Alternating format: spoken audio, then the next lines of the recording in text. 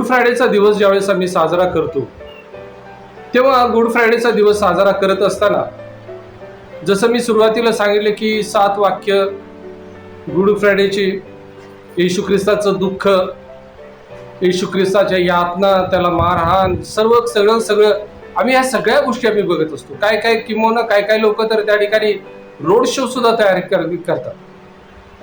काही लोक फिल्म्स दाखवतात. का तर त्या दिवशी काय येशू ख्रिस्ताचं हाल झालं हे त्या ठिकाणी त्यांना सांगायचं असतं. पण या ठिकाणी मला तुम्हाला सांगू द्या की ते म्हणजे हे केवळ एकच गोष्ट आहे का त्या ठिकाणी. आज जे या ठिकाणी मी जे वचन वाचलं आणि म्हणून मी त्याला एक टायटल दिले की हा जो दिवस आहे हा बरेच लोक म्हणतात की गुड फ्रायडे, काय लोक म्हणतात की हा जो दिवस जो आहे तो येशूच्या दुःखाच्या स्मरणाचा दिवस आहे. पण मी आज त्याला नाव दिलेलं आहे आणि ते म्हणजे बरब्बाच्या निवडीचा दिवस आहे. मी त्याला नाव दिलेलं आहे बरब्बाच्या निवडीचा दिवस. कारण ह्या दिवशी लोकांनी येशू ख्रिस्ताला सोडून बरब्बाला त्यांनी निवडलं. आज आम्ही जर बघितलं तर आज 2000 वर्ष होऊन गेलेले आणि या 2000 वर्ष झालेल्या नंतर सुद्धा आपण जर बघितलं तर आपल्या लक्षात येतं की ते म्हणजे की आज लोकांनी काय निवडलं, लोकांनी काय निवडलेलं आहे. तुम्ही म्हणाल की लोकांनी आज येशू ख्रिस्ताला निवडलेलं.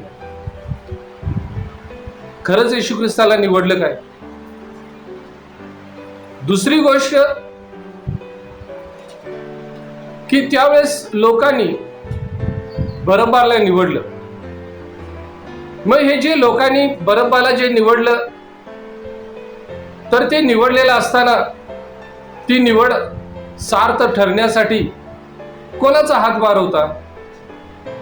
तर आपण तिथं जर बघितलं तर त्याच्यामध्ये असं म्हटलेलं आहे की याजक आणि वडील जनांचा. आज आपण जर बघितलं तर आजचा हा दिवस साजरा करण्यासाठी कोणाचा हातभार आहे? तर पाळक लोकांचा, वडील लोकांचा या ठिकाणी हात आहे. इथं आपल्याला दिसतं की पिलात वारंवार म्हणत आहे की त्याला मारण्यासाठी तुम्हाला कोणी चिथवलेलं आहे. आज ही जी चिथावणी जी आहे, उत्तेजन करणं जे आहे, हे कोण करत आहे? जे वर्षानुवर्ष चालत आलेली ही जी रूढी परंपरा जी आहे ती कुणी आणलेली आहे? कुठून आलेली आहे? व्हॉट्सअपवर जसे ही 40 दिवसाचे उपवास सुरू झाले, दुःख सहनाचे दिवस सुरू झाले, काही मेसेजेस यायला लागले की आम्ही हे 40 दिवसाचे उपवास केले नाही पाहिजे, आम्ही गुड फ्रायडे पाळला नाही पाहिजे, आम्ही मौंदी गुरुवार केला नाही पाहिजे, आम्ही ईस्टर केला नाही पाहिजे. का केलं नाही पाहिजे? ऐतिहासिक कारणं, बरेचशी कारणं त्या ठिकाणी दिली जात आहेत. आणि ही काही नवीन गोष्ट नाही, हे वर्षानुवर्ष चालत आलेली गोष्ट. मग हे सगळं होत असताना लोकांनी काय निवडलेलं आहे? लोकांनी काय निवड केलेली आहे? लक्षात ठेवा की कायम जग जे आहे ते मेजॉरिटीला मान्यता देतं. जग हे मेजॉरिटीला कायम मान्यता देतं आणि त्याप्रमाणे आपण बघतो की ह्या जगामध्ये जर मान्यता जर ख्रिस्ती धर्माला जर दिली असेल तर ह्या ख्रिस्ती धर्मामध्ये सगळ्यात जास्त मान्यता कुणाला दिली गेलेली आहे? तर ते प्रोटेस्टंट पंथाला दिली गेलेली नाही, तर ते कॅथलिक पंथाला दिली. तुम्ही कधी पिक्चर बघा, मग तो भारतामधला असेल, भारताच्या बाहेर मधला असेल, तुम्हाला तिथं प्रोटेस्टंट चर्च मधले किंवा जे पेंटिकॉस्टल चर्च मध्ये तिथले चित्र तुम्हाला कधीच दिसणार नाही. तुम्हाला कॅथलिक मध्येच तुम्हाला दिसत. एवढंच काय तर आता काही चर्चेस, बिलिव्हर चर्चेस, सो कॉल्ड जे स्वतःला बिलिव्हर समजतात, त्यांनी सुद्धा ह्या गोष्टीचं अवलंबन केलेलं आहे आणि ते सुद्धा आपल्या मुलांची लग्न कॅथलिक पद्धतीने ते करत आहेत. त्याच्यामध्ये मग दारू आलं, म्हणजे दारू म्हणजे वाईन, बाकीच्या त्या सगळ्या गोष्टी आल्या. जेवढं कल्चर जे आहे, जे करप्ट कल्चर जे आहे, ते करप्ट कल्चर आज कधी आमच्यामध्ये शिरलं हे आम्हाला माहीतच नाही. आम्ही बोलायला तर मात्र सगळ्या गोष्टी आम्ही बोलत असतो, आम्ही धार्मिकतेच्या गोष्टी आम्ही करत असतो, पण जेव्हा कृती करायची वेळ येते त्यावेळेस मात्र आम्ही जगाबरोबर आम्ही उभारलेलो असतो. येशू ख्रिस्त त्या ठिकाणी त्याच्या शिष्याने त्याला पकडून दिलं आणि मग त्याला पिलातासमोर उभा केलं. पिलाताची केविलवाणी धडपड त्या ठिकाणी चालली होती की त्याला सोडवण्यासाठी. तो वेगवेगळे मार्ग त्या ठिकाणी वापरत होता, कारण वचन असं म्हणतं की त्याला त्याच्या ठाई काही दोष सापडला नाही. हा न्यायी असा व्यक्ती होता. तुम्ही म्हणणार की हा पापी व्यक्ती होता. मी त्याचा न्याय करणार नाही, ज्यांना त्याचा न्याय करायचा असेल ते करतील. पण त्या ठिकाणी आम्हाला दिसतं की त्याची जी धडपड जी आहे ती धडपड एकच होती की येशू ख्रिस्ताला कसं तरी करून सोडवायचं. त्याच्या पत्नीला सुद्धा स्वप्न पडलं. तिने आपल्या नवऱ्याला निरोप पाठवला की बघ, या माणसाविषयी जरा जपून राहा, कारण तो नीतिमान आहे. त्याचा न्याय करताना तू काळजी घे, कारण रात्री स्वप्नामध्ये मला खूप त्रास झालेला आहे. हे सगळं काही तिनं त्याला सांगितलं. तो काळजी घेत गेला आणि शेवटी त्याच्याजवळ एक पर्याय आला. आणि तो पर्याय असा होता की त्या वर्षामध्ये, प्रत्येक वर्षामध्ये एका व्यक्तीला त्यांच्यासाठी सोडायचं होतं. आणि म्हणून जर सोडायचं जर आहे तर कोणाला सोडायचं? मग या ठिकाणी पिलाताला असं वाटलं, जर आपण हा जर पर्याय जर ठेवला तर कदाचित लोक तयार होतील. लोक म्हणतील की ठीक आहे, येशूला आता सोडून द्या. कारण त्याला असं वाटलं की मला त्याच्यामध्ये दोष मला दिसलेला नाहीये. कदाचित लोकांना सुद्धा ही गोष्ट लक्षात येईल आणि लोक त्याला सोडतील. पण या ठिकाणी येशूला मारायचं हे कोणी ठरवलं? तर येशू ख्रिस्ताला मारायचं हे याजक लोकांनी ठरवलेलं. आता हे याजक म्हणजे कोण? जे आजकालचे आम्ही बघतो की फादर, रेव्हरंड, पास्टर, देवाचे सेवक, या सगळे टायटल्स त्याला लागू होतात. या सगळ्यांनी ठरवलं होतं. आणि दुसरं म्हणजे तिथं वचन लिहितं की वडील या सगळ्यांचं प्लॅनिंग झालं होतं की येशू ख्रिस्ताला मारायचंच. बरं, येशू ख्रिस्ताला मारायचं तर कशासाठी मारायचं? काय कारण होतं की येशू ख्रिस्ताला मारण्यासाठी? तर ते होती की त्यांची जागा, म्हणजे त्यांचं याजकपण हे धोक्यात आलं होतं. कारण या याजकपणाला धोका काय होता? तर तो सत्याचा धोका होता. सत्य चालत नव्हतं आणि ते ज्या पद्धतीनं त्या ठिकाणी काम करत होते ते लोकांना सुद्धा मान्य होतं.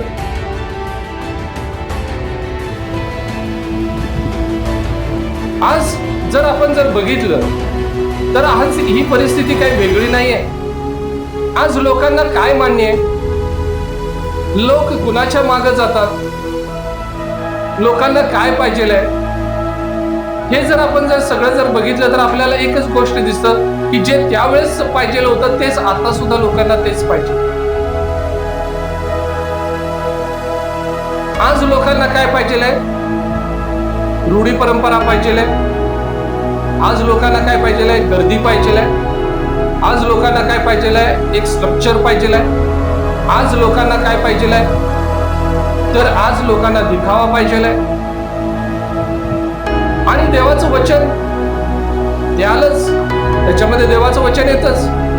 तिथं देवाचं वचन बोललं जातं, लोक देवाचं वचन बोलतातच तिथं.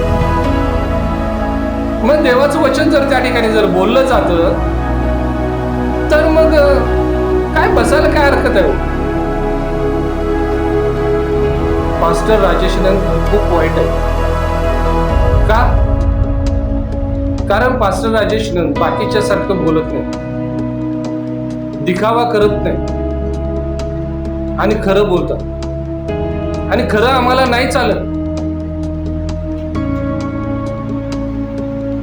आणि मी ज्यावेळेस या गोष्टीचा ज्यावेळेस विचार करतो, थोडस मला त्रास होतो. आणि मग मी विचार करतो की ठीक आहे, ज्या लोकांनी येशू ख्रिस्ताला सोडलं नाही, येशू ख्रिस्त म्हणतो की जर त्यांनी वल्ल्याला सोडलेलं नाही तर वाळल्याचं काय.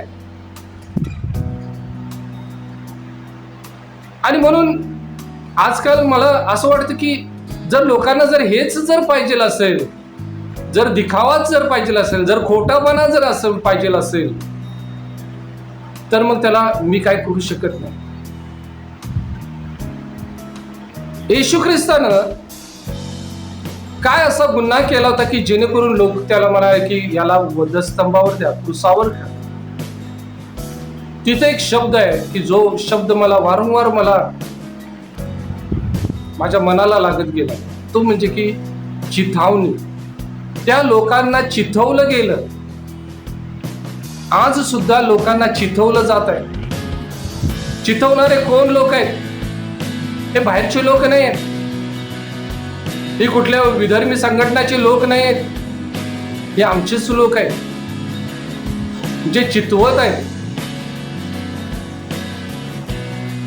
मी माझ्या एवढ्या सेवेच्या कालावधीमध्ये मी तुम्हाला सांगतो की आज एक ऍक्च्युली ही गोष्ट सांगायची नाही, पण मी मुद्दाम तुम्हाला ही गोष्ट सांगतो की आज एक गोष्ट त्या ठिकाणी घडलेली आहे की लोकांना सत्य नको आहे. जेव्हा पास्टर्स मीटिंग होतात तेव्हा लोकांना मी नको असतो. का नको असतो? बोलवतात ते मला, पण काळजी खूप घेतात मला बोलवताना. काय काळजी घेतात? कारण त्यांना माहित आहे की मी काहीतरी बोलणार.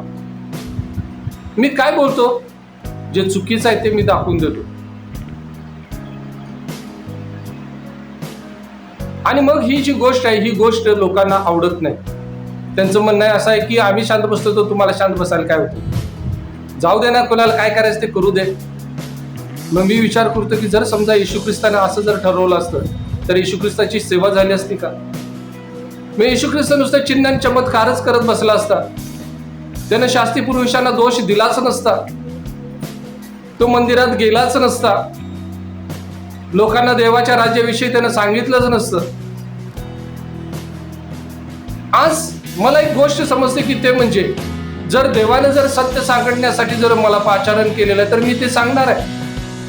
मग ते ऐकायला एकटा जरी असला तरी चालतं.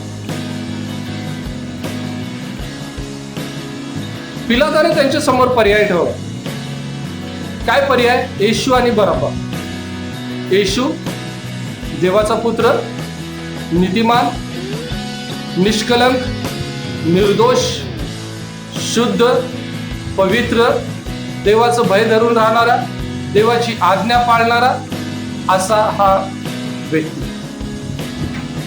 दुसऱ्या बाजूला बरब्बा, त्याचं दोनच गुण त्या ठिकाणी सांगितलेला आहे आणि ते म्हणजे खून आणि लूटमार करणार. दोन गोष्टी त्याच्यामध्ये.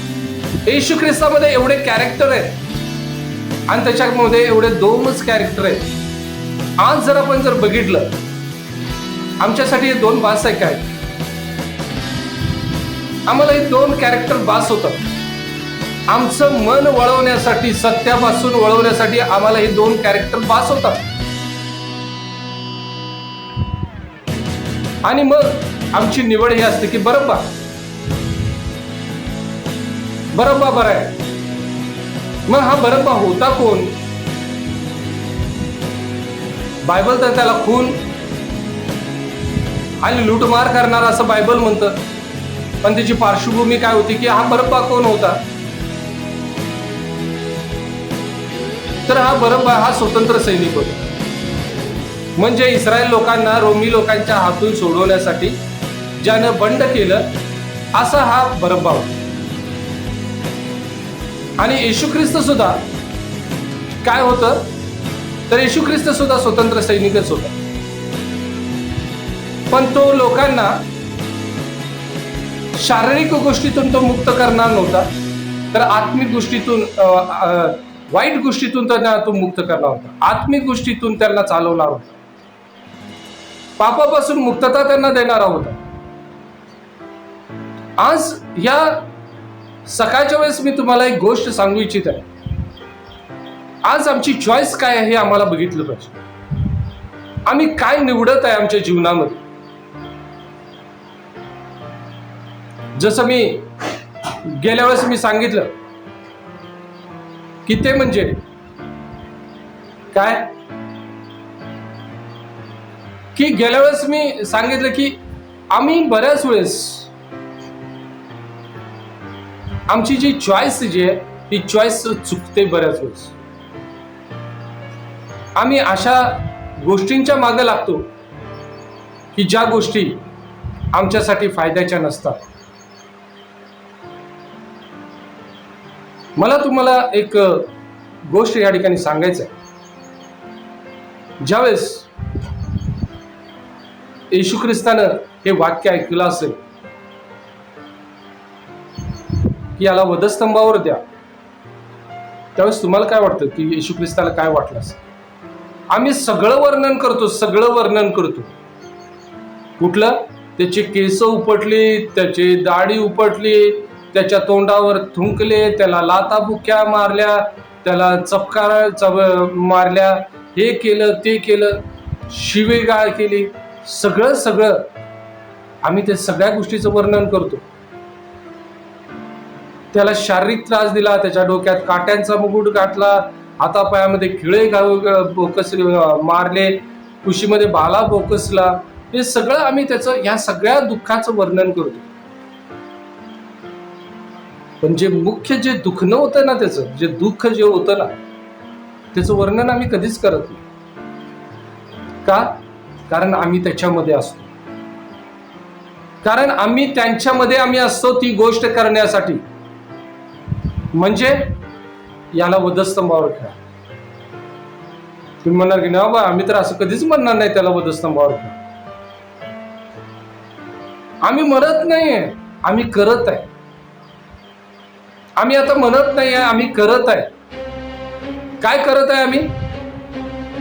आम्ही त्या गर्दीत उभारलेला नाही. हो, आम्हाला जायला पाहिजे ती नाही, त्यांच्याबरोबर जायला पाहिजे आम्ही त्या गर्दीच्या आवाजामध्ये आमचा आवाज आम्ही कधी मिसळला ते आमचं आम्हाला कळलेलं नाही. आज येशूला कशाचं दुःख होतं माहिती आहे सगळ्यात जास्त? तो हे सगळे फटके त्याने सहन केले होते. कुणासाठी? आमच्यासाठी. हे सगळं त्रास आम्ही वाचला होता यशायाच्या 53 अध्यायामध्ये. हे सगळं कोणासाठी केलं त्यानं? आमच्यासाठी हे सगळं केलं. पण एवढं सगळं करून काय मिळालं? एवढंच ऐकायचं त्याचं बास होतं की ते म्हणजे याला वधस्तंभावर.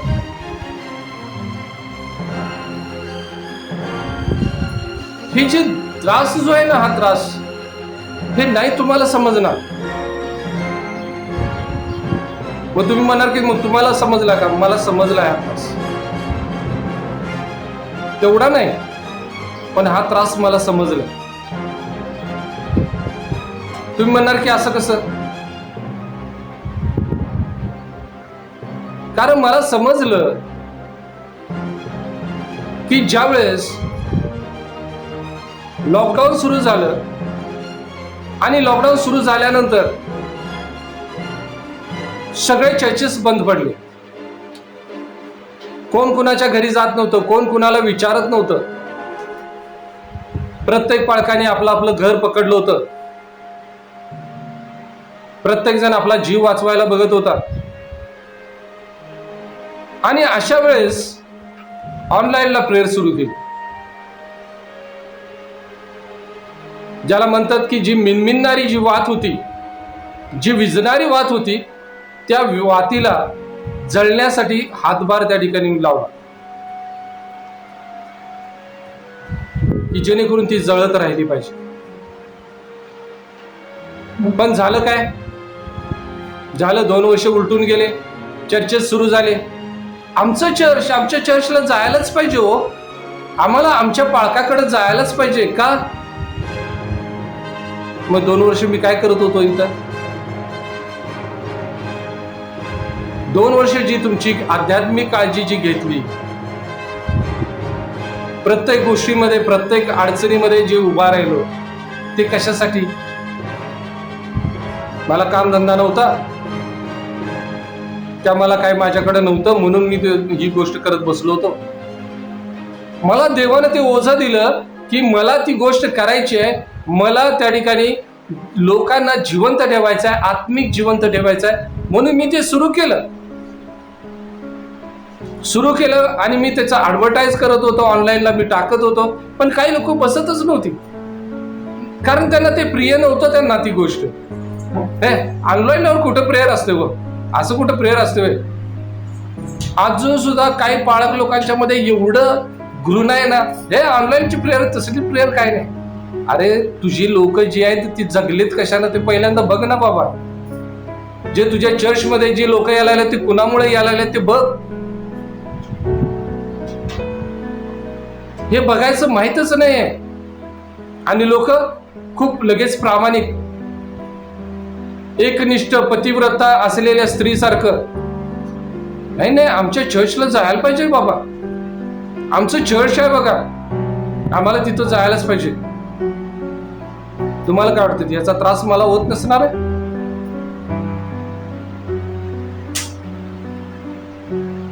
मी तुम्हाला सांगतो की काल मी विसरलो की आज गुड फ्रायडे. म्हणजे तुम्ही विचार करा की माझी भावना कुठपर्यंत गेलेली असेल. कारण कोणाला इच्छाच नाही आहे, कुठल्याच गोष्टीची इच्छा नाही.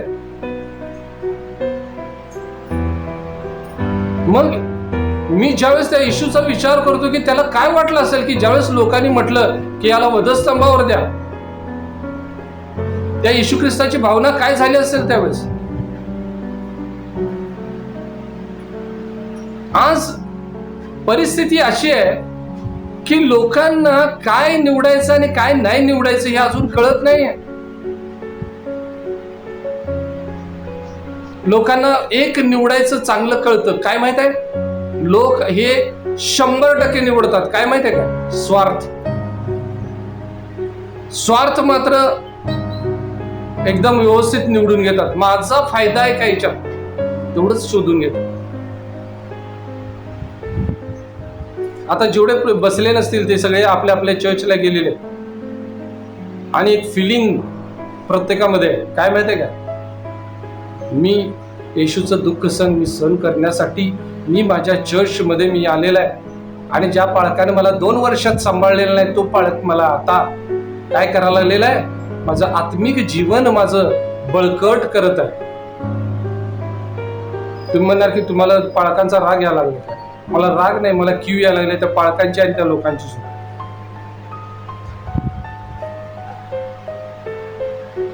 कारण मी ज्यावेळेस आज सकाळी मी ज्यावेळेस शास्त्र भाग मी वाचत होतो, मी विचार करत होतो की काय लोक विचार करत असतील ना, ज्यावेळेस त्या येशू ख्रिस्ताला म्हणत असतील की वधस्तंभावर यायला द्या, त्यावेळेस काय परिस्थिती असेल तिथे.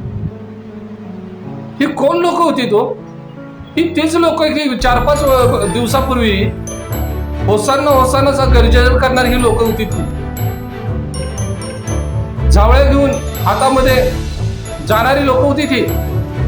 एवढंच नाही तर ज्या लोकांनी त्या ठिकाणी त्या गाढवाच्या पायाखाली आपली कपडे टाकली, गाढवाच्या येशू ख्रिस्ताच्या सुद्धा नाही, गाढवाच्या पायाखाली टाकली होती. ही लोक म्हणायला लागले की याला वधस्तंभावर द्या. काय परिस्थिती झाली असेल तुम्ही विचार करा येशू ख्रिस्ताची. अरे काय लोक आहेत, थोड्या वेळापूर्वी म्हणजे काही दिवस, अजून आठवडा पण उलटला नाही, मला राजा म्हणून माझं स्वागत केलं आणि आता लगेच मला वधस्तंभावर द्या म्हणायला लागले. पिलात म्हणतोय की वधस्तंभावर देण्यासारखं असं याने कोणतंही पाप केलेलं नाही त्यानं. हे पिलात सांगायला लागलेलं आहे, पण यांचं नाही, त्याला वधस्तंभावरच द्या. का तर त्यांना चिथावणी होती. कोणाची चिथावणी होती? तर याचकाची आणि वडिलांची चिथावणी. आज सुद्धा अशाच प्रकारच्या ह्या चिथावण्या पाळक लोक रॅलीला जायला तयार करतील लोकांना. अहो आज ते ख्रिस्ती लोकांचा छळ व्हायला लागलाय ना, आपल्याला मोर्चा काढायचा बघा. मंडळीनं सगळ्या मंडळीतल्या लोकांनी आलं पाहिजे बघा. पाळक लोक सांगतील हा आपल्याला, तुम्हाला माहित आहे ना आता आपण मीटिंग भरवायची आहे बघा, आणि त्या मीटिंगसाठी तुम्हाला यायला लागणार आहे बघा. सगळ्या गोष्टीसाठी हे लोकांना तयार करते. मला नाही माहित की म्हणजे किती म्हणजे पाळक लोक आहेत की जे म्हणत असतील की अरे त्या 2 वर्षामध्ये ज्याने तुम्हाला आत्मिक रीतीने जिवंत ठेवलं, मला माहिती आहे 100% की सगळ्यांनी सांगितलं असणार आहे की आम्ही तिथं प्रेयरला बसवतो. पण किती पाळकाला असं वाटलं की आपण या पाळकाबरोबर बोलावं. काय काय पाळक लोक तर मी तिथं गेलो की ते पळून पण जातात तिथून. का बाबा मी काय तुमची चोरी केली, तुमचं काय नुकसान केलं, तुमच्या लोकांना जिवंत ठेवायचं काम केलं. मग हे करून सुद्धा जर आज आमच्यामध्ये ही जर भावना असेल तर ही बरोबराला सोडा ही भावना आमच्यामध्ये. आज सुद्धा लोक म्हणत आहेत की नाही आमच्यासाठी बरब्बाच ठीक आहे, आम्हाला बरब्बाच पाहिजे. देवानं पहिल्यापासून चॉईस ठेवली. काय चॉईस ठेवलं? एदेन बागेमध्ये बऱ्या वाईटाचं ज्ञान करून देणारं झाड आणि त्याच्यानंतर जीवनाचं झाड. त्याच्यानंतर देव म्हणतो मी तुझ्यासमोर जीवन आणि मरण मी तुझ्यासमोर ठेवत आहे, मी तुझ्यासमोर चांगलं आणि वाईट तुझ्यासमोर ठेवत आहे. प्रत्येक वेळेस देवाने चॉईस ठेवली. आता शेवटची चॉईस होती येशू का बरब्बा, आणि लोकांनी निवडलं की बरब्बा. हे काय होतं, जे एदेन बागेमध्ये जे निवडलं ना ते आता सुद्धा तेच आहे. तिथं सुद्धा त्यांनी बऱ्या वाईटाचं ज्ञान करून देणाऱ्या झाडाचं फळच निवडलं, शेवटी जीवनाचं नाही निवडलं. इस्रायल लोकांना देवाने एवढ्या आज्ञा दिल्या आणि सांगितलं सुद्धा बरं आणि वाईट ह्याच्यातलं काय निवडायचं आहे, तर त्यांनी वाईटच निवडलं शेवटी. आज रसातळाला इस्रायल चाललेला आहे, पण तरी सुद्धा ते तेच निवडतात. आज ते तारण निवडायला तयार नाही, तारणाऱ्याला निवडायला तयार नाही. आणि आज मंडळांमध्ये काय निवडलं जातं? आज कुठल्या मंडळात जास्त मोठ्या प्रमाणामध्ये चालतात? मी म्हणून मागं मी चॅलेंज दिलं होतं की तुम्ही मला दाखवा की ज्या मंडळीमध्ये सत्य बोललं जातं त्या मंडळीत किती लोक आहेत. आज मला तुम्हाला सांगायचं की लोकांना सत्य नको आहे. येशू ख्रिस्ताकडे सत्य होतं, ते लोकांना नको होतं, आणि म्हणून त्याला वधस्तंभावर देण्याचं त्यांनी निवडलं आणि बरब्बाला सोडण्याचं निवडलं. आज हा बरब्बा सगळीकडे फिरायला गेलेला आहे. तो खून करत आहे, लूट माऱ्या करत आहे, आणि हे सगळं करून लोक म्हणत आहे खूप चांगलं आहे. गेल्या 3-4 दिवसामध्ये एक व्हिडिओ खूप व्हायरल झाला, तुम्ही बघितला असेल सगळ्यांनी. ही एक देवाचा सेवक, तो आपल्या मंडळीत चाललेला आहे, चर्चमध्ये चाललेला आहे. लाखोचा मॉब आहे त्या ठिकाणी. हे मला चांगलं माहिती आहे की हे लाखोचा मॉब आहे त्या ठिकाणी. आणि लोक काय करायला लागलेले आहेत की लोक त्या ठिकाणी त्याच्या पायाखाली कपडे टाकत आहेत, झावळ्या टाकत आहेत. आणि मग आता लोक तिथं ते व्हिडिओ टाकायला लागलेले आहेत, चुकीचं शिक्षण हे ते. ही कोण हे लोक होते? हेच लोक, या लोकांनीच त्या सेवकाला डोक्यावर घेतलेलं होतं. ह्या लोकांनीच त्याला डोक्यावर घेऊन फिरत होते.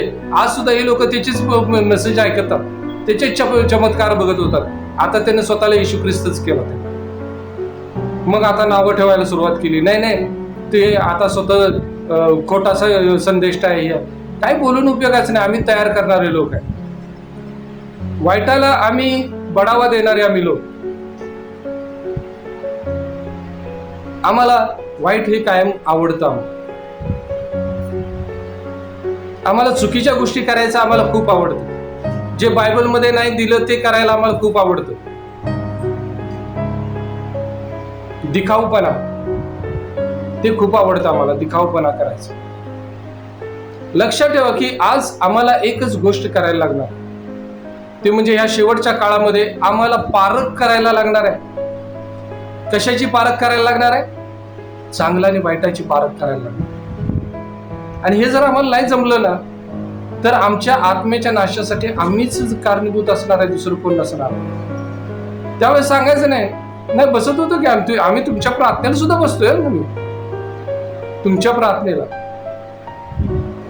काय लोक तर मला कधी कधी म्हणजे हसायला पण येतं आणि वाईट पण वाटतं. काय लोक म्हणजे तुमच्या चर्चला आम्ही बसतो. तुमच्या चर्चला, आमचं चर्च इकडं आहे, तुमचं आणि आमचं. वाईट वाटतं कधी कधी ऐकलं.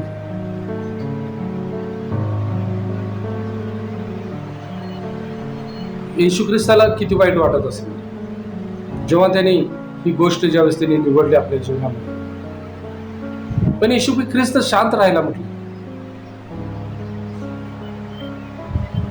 मग तुम्ही म्हणत असाल मग येशू ख्रिस्त शांत राहिला तर तुम्हाला शांत राहायला काय प्रॉब्लेम आहे? मला माहित आहे येशू ख्रिस्त शांत राहिला, पण मी पण शांत राहिलो. पण जास्त दिवस जर मी शांत राहिलो तर माझं काय होणार आहे माझं मलाच माहिती. पण मला एक माहित आहे की जर लोक जर चुकत असतील तर ते त्यांच्या चुका मला दाखवणं गरजेचं. कारण आज ना उद्या या सगळ्या गोष्टीचा जाब मला द्यायला लागणार आहे, लोकांना द्यायला नाही लागणार. आणि म्हणून आज या ठिकाणी मी तुम्हाला सांगत आहे की जे इस्रायल लोकांनी जी निवड केली, तुम्ही तिथे एक भयानक गोष्ट तुम्ही वाचा त्या ह्याच्यामध्ये. काय माहित आहे का? इस्रायल लोकांनी काय म्हटले माहिती आहे तिथं? इस्रायल लोक म्हटले की त्याच्या रक्ताचा झाडा आमच्यावर आणि आमच्या मुलाबाळावर येऊ दे म्हटलं. कसले भारी लोक असतील इस्रायल लोक बघा.